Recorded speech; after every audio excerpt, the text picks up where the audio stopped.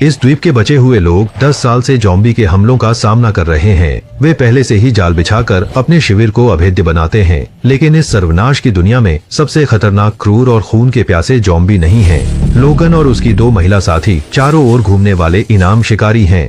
इस दिन उन्हें एक काम मिला, वह था शपथकर्ता चर्च द्वारा अगवा किए गए एक बचे हुए व्यक्ति को छुड़ाना। रेचल ये सौदा नहीं करना चाहती थी, क्योंकि शपथकर्ता चर्च प्रलय के बाद सबसे बड़ी शक्ति थी और उन्हें नाराज करने का अंजाम बुरा होता।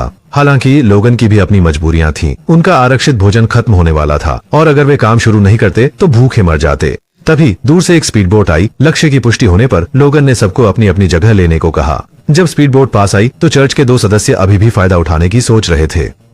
लोगन मन ही मन खुश था। उसने इशारा किया कि जो चाहिए खुद ले लो। जैसे ही नाव स्थिर हुई, पानी में छिपी जिंजी ने मछली बंदूक उठाई और केबिन में रेचल ने भी ट्रिगर दबाया। तीनों ने मिलकर दोनों लुटेरों को मौके पर ही मार गिराया। बंधक को सफलतापूर्वक बचाने के बाद जिन बहन ने सबको तुरंत पीछे हटने का इशारा किया, क्योंकि अगर वादा तोड़ने वाले चर्च ने उन्हें देख लिया तो मुश्किल हो जाएगी। आधे दिन की यात्रा के बाद चारों एक सुनसान द्वीप पर पहुंचे, जहां बंधक जॉन का शिविर था। प्रवेश द्वार पर एक ज़ॉम्बी बंधा हुआ था, जो घुसपैठियों के लिए एक अप्रत्यक्ष चेतावनी थी। जॉन ने बड़े पेड़ के नीचे से वॉकी टॉकी उठाया और पहरेदारों को सतर्कता हटाने का इशारा किया। लोगन बंधक के साथ अकेले ही फाइनेंसर से मिला, जॉन की सलामती सुनिश्चित करने। लीडर व्हाइट ईगल बहुत खुश हुआ, लेकिन जब लड़की रेचल आई तो व्हाइट ईगल हैरान रह गया। उसे लगा रेचल जानी पहचानी है। काफी देर सोचने के बाद उसे याद आया कि उसने उसे एक तस्वीर में देखा था। 2 साल पहले एक महिला द्वीप पर आई थी। जाते समय कुछ चीजें, जिनमें एक तस्वीर भी थी, छोड़ गई। रेचल को विश्वास नहीं हुआ। क्या वह उसकी बिछड़ी बहन थी? जवाब जानने के लिए वह व्हाइट ईगल के साथ कैंप गई। लोगन ने रास्ते भर देखा कि सुरक्षा कमजोर थी, पर व्हाइट ईगल को ज़ॉम्बी से निपटने का अनुभव था। फिर उसने बार से एक बक्सा निकाला जो उस रहस्यमयी औरत का बताया गया। रेचल ने तुरंत खोला। उसे ग्रुप फोटो और बहन का पेंडेंट मिला। इस बार उसे यकीन हो गया कि व्हाइट ईगल की बताई औरत उसकी बहन ही थी। दुर्भाग्य से वह 2 साल पहले जाने के बाद से लापता थी। जिंजी रेचल का मन समझ गई और वादा किया कि बहन के जीवित होने तक वह उसे ढूंढने की पूरी कोशिश करेगी। शाम होने वाली थी। उनके लिए जाना संभव नहीं था, इसलिए जॉन ने अपने जान बचाने वालों के लिए शानदार भोजन तैयार किया। इस शिविर में उपजाऊ खेत हैं और शराब बनाने की तकनीक दूर दूर तक प्रसिद्ध है। लोगन ने यहाँ खूब शराब पी। अगले दिन सुबह सुबह पहरेदार ने आकर बताया कि शपथकर्ता चर्च ने दीवार तोड़ दी है और बड़ी संख्या में ज़ॉम्बी छोड़ दिए हैं।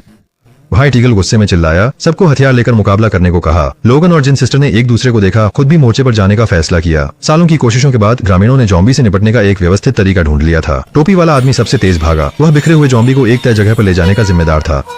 उलटी गिनती खत्म होते ही दोनों ओर के ग्रामीणों ने तार ऊपर उठाए। ज़ॉम्बी इतने तेज थे कि रुक नहीं पाए। इस वार के बाद हिलने वाले ज़ॉम्बी कुछ ही बचते थे, लेकिन इस बार बात कुछ और थी। शपथ लेने वालों के जानबूझकर नेतृत्व में कई ज़ॉम्बी रक्षा पंक्ति भेद गए और शिविर के निवासी जंगल में गुरिल्ला युद्ध लड़ने को विवश थे। इस समय पहले से तैयार किए गए विस्फोटक जाल ने अत्यंत महत्वपूर्ण भूमिका निभाई। जिंजी और लोगन गलती से मुख्य दल से बिछड़ गए। रास्ते में वे एक परित्यक्त हेलीकॉप्टर के पास से गुजरे। उसने कुछ सामान इकट्ठा करने के लिए अंदर जाने की सोची, लेकिन ध्यान न देने पर उसे अंदर के ज़ॉम्बी ने काट लिया। लोगन तुरंत आगे बढ़ा। कई बार से उसे लहूलुहान कर दिया, लेकिन जिंजी के कंधे से खून बह रहा था। उसने दिलासा देते हुए कहा कि घाव गहरा नहीं है, शायद संक्रमण न हो। जिंजी समझ गई। उसने लोगन को याद दिलाया कि अगर वह बदल जाए तो उसके सिर में गोली मार दे, लेकिन उन्हें मृत ज़ॉम्बी के चेहरे से गिरे नकाब का पता नहीं चला। कैंप में रेचल ने खतरा भांपकर व्हाइट ईगल के कमरे में शरण ली। वहां उसे मेज पर रेचल की बहन की तस्वीरें मिली। जॉन समझ गया कि अब छिपाना मुश्किल है। उसने सच बता दी।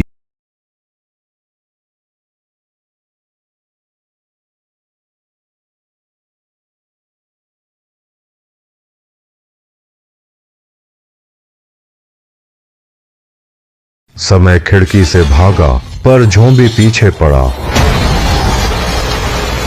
अंत में दोनों पानी के कुंड में गिरे। रेचल ने खंजर से ज़ॉम्बी पर हमला किया और कुंड का पानी जल्द ही लाल हो गया। जब रेचल शिविर लौटा तो यहाँ की लड़ाई खत्म हो चुकी थी। उसने तुरंत बहन की तस्वीर निकालकर बाई यिंग से पूछा कि आखिर क्या हुआ था। बाई यिंग को सच बताना पड़ा कि एट लॉस्ट वंस चर्च की भयावहता कल्पना से परे है। उन्होंने लगभग हर बचे हुए शिविर में जासूस लगा रखे हैं। पहले यहाँ हमला नहीं हुआ क्योंकि वे हर साल बहुत शराब देते थे। व्हाइट ईगल इस शोषण से तंग आ गया तो उसने इनाम का काम देकर रेचल को बुलाया। बस उसकी और पुजारिन के बहन के रिश्ते से चर्च मुख्यालय में घुसकर बंद ज़ॉम्बीज को आजाद करना है। व्हाइट ईगल को चर्च मिटाने का भरोसा था, पर लोगन जिंजी को लगा कि रेचल को चारा बनाना गलत है। व्हाइट ईगल कुछ कदम पीछे हटा। जब प्यार से काम नहीं बना तो सख्ती करनी पड़ी। बंदूक की नोक पर उन्हें आत्मसमर्पण करना पड़ा। व्हाइट ईगल ने उन्हें लोहे के पिंजरे में बंद कर दिया जब तक कि वह चर्च से संपर्क न कर ले। शायद मन में अपराध बोध था। उसने सिस्टर रेचल के बारे में काफी जानकारी दी। जब यह घटना घटी तो अधूरी प्रतिज्ञा चर्च के मुखिया ने अपने परिवार को एक एक कर मरते देखा। लगभग टूटकर उसने अपने सिर में गोली मार ली। नतीजतन वह मरा नहीं, बल्कि सिस्टर रेचल की दिन रात की प्रार्थनाओं से चमत्कारी रूप से ठीक हो गया। पंथ गुरु ने मृत्युदेव की कृपा पाकर सहज ही विस्मृत प्रतिज्ञा चर्च बनाया।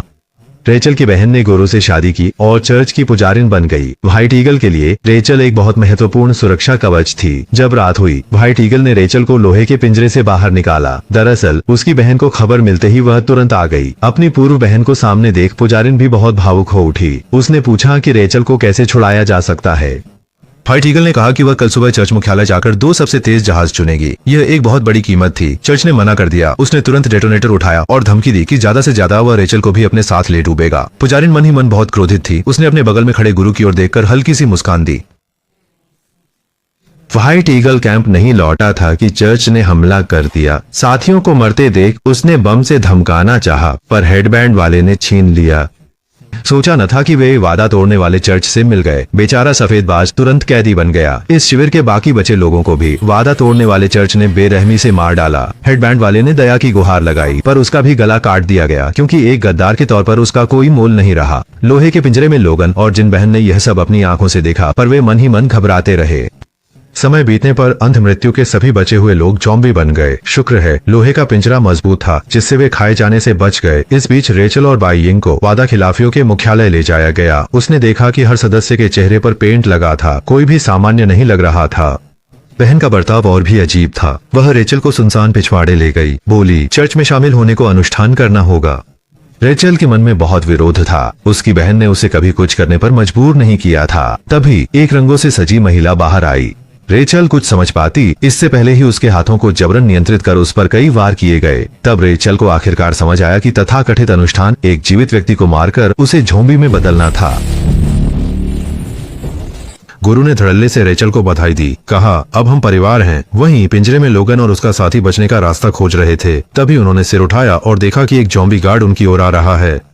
जिंजी की आंखें चमकी। उसने चुटकी बजाई और झट से लोहे के पिंजरे की चाबी निकाल ली। जब तक वे ज़ॉम्बीज से पीछा छुड़ा पाए, शिविर में कोई जीवित नहीं बचा था। वादा तोड़ने वालों के चर्च की क्रूरता स्पष्ट थी। उन्हें रेचल को बचाना ही था। दोनों ने अपना सामान समेटा और नक्शे के निर्देश पर चर्च मुख्यालय की ओर बढ़े। इधर रेचल अभी भी अपनी बहन की अंतरात्मा जगाने की कोशिश कर रही थी, यह न भूलते हुए कि वह कभी प्यार और न्याय फैलाने वाली पादरी थी। लेकिन बहन ने लाचारी से अपनी छोटी बहन को याद दिलाया कि इस सर्वनाश में कौन अपनी इच्छा अनुसार जी सकता है।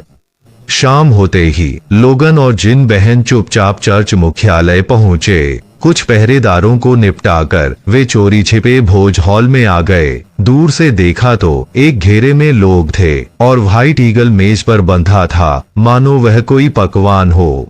गुरु ने बेभाव साशिमी खाया, फिर जोर से ऐलान किया कि कल वह जासूसों को ज़ॉम्बी छोड़ने और धर्म न मानने वाले बचे लोगों को मारने का आदेश देगा। अचानक एक ज़ॉम्बी जैसी महिला अंदर भागी। रेचल बुरी तरह डर गई। बहन ने तुरंत समझाया।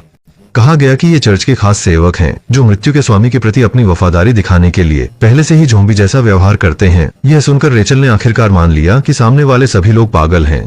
तभी पंथ के नेता ने कच्चा मांस परोसा और रेचल को खाने के लिए मजबूर करना चाहा, लेकिन उसकी बहन ने उसे समय पर रोक दिया। गुरु क्रोधित था। उसने बाइयिंग को गोली मारी, फिर विद्रोही रेचल को प्रार्थना कक्ष ले गया। वहां गुरु के पूजित कई टूटे ज़ॉम्बी थे। चर्च नियम से रेचल को ज़ॉम्बी बनना था, लेकिन पुजारिन का हाथ नहीं चला। वह जानती थी कि इस एक बार से वह अपनी बहन से हमेशा के लिए बिछड़ जाएगी। इस बीच मॉर्गन और दूसरा व्यक्ति रणनीति बना रहे थे। जिनको तो काट लिया गया था, अब वह अराजकता फैलाएगी और मॉर्गन को बस सही मौका देकर रेचल को लेकर निकलना था। मिलने की जगह तय कर जिन ने गार्ड को मार दिया। उसके ज़ॉम्बी बनने पर उसने कटे मांस से उसे प्रार्थना कक्ष में लुभाया। माहौल बिगड़ते देख जिंजी ने अंधाधुंध गोली चलाई। गुरु मौके से फरार हो गया। वह पीछा नहीं कर पाया बल्कि रेचल को मुक्त कर जिंजी को लोगन से मिलने भेजा। खुद बाड़े के जॉम्बीज छोड़ने गया वरना कोई बच नहीं पाएगा।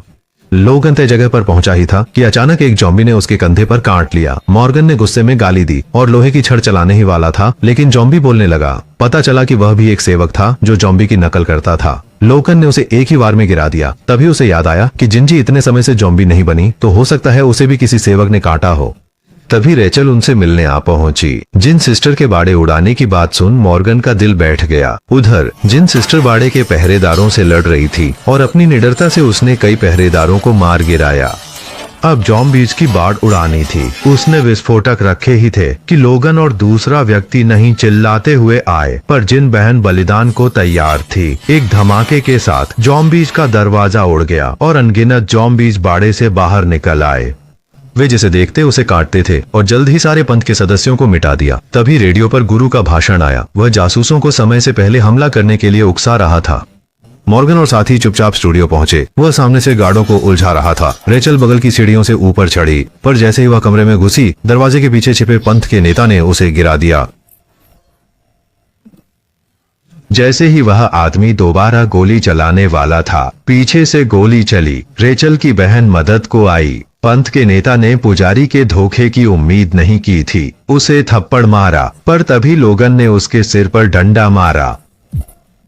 बहन को ठीक देख रेचल ने हथियार उठाया। गुरु का चेहरा पीला पड़ गया। उसने सिर में गोली न मारने की भीख मांगी। अगले ही पल उसके माथे से खून का फव्वारा फूटा। बेचारा गुरु जॉम्बी भी न बन सका, जॉम्बी का भोजन बना। कहानी के अंत में मॉर्गन रेचल बहनों को लेकर जॉम्बी से भरे द्वीप से चला गया। यह था डेथ ऑफ अ डिकेड का पूरा सारांश। इस फिल्म में जॉम्बी के दृश्य कम थे, ज्यादातर विश्वास और नैतिकता पर चर्चा की गई थी। इस तरह की फिल्में पसंद करने वाले इसे देख सकते हैं, वरना थोड़ी बोरियत हो सकती है। ठीक है, आज के लिए बस इतना ही। पसंद आए तो जुड़े रहें, अगली बार मिलते हैं।